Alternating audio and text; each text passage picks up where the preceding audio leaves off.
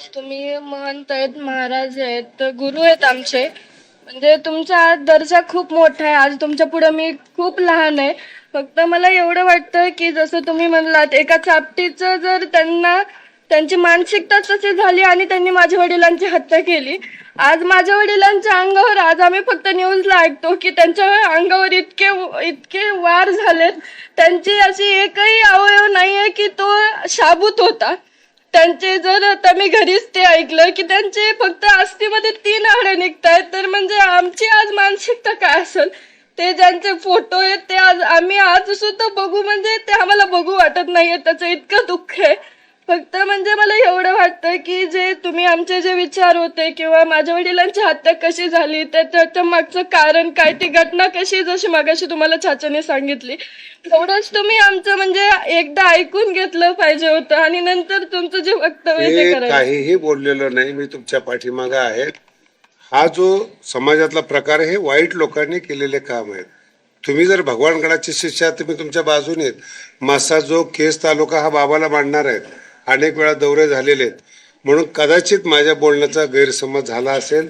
तुम्ही मला गुन्हेगार जे काही गुन्हे दाखवलेले ते आणून दिलेले आहेत. मी गुन्हेगाराच्या पाठीमागे नाही, फक्त इतर लोकांनी त्याचा अर्थ चुकीचा केलेला आहे. बाबा, मला पण तेच वाटतं की जे ही वृत्ती आहे जी गुन्हेगारीची आहे, त्याच्यामुळे आज माझ्या वडिलांची हत्या झाली आहे.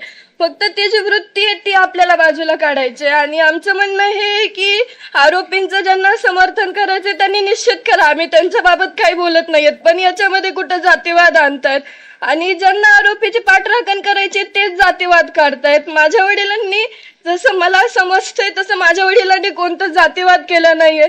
आता सगळं चाचाने सांगितलं की आमचे शेतकरी सुद्धा हे वंजारी हेच आहेत, त्यांचं सुद्धा अण्णा मुंडेच आहे. पण आम्हाला एक असं याची खंत वाटते की जो माणूस जसं दलितांना वाचवण्यासाठी गेला, त्यांनी कधी जातीवाद न केला, त्याच्यामध्ये न्याय मिळवण्यासाठी असे वेगवेगळे फटे का फुटतात. आमचं एकच म्हणजे आज आम्हाला इतकं दुःख आहे, आमचं गाव सुद्धा या दुःखातून सावरू शकलं नाही.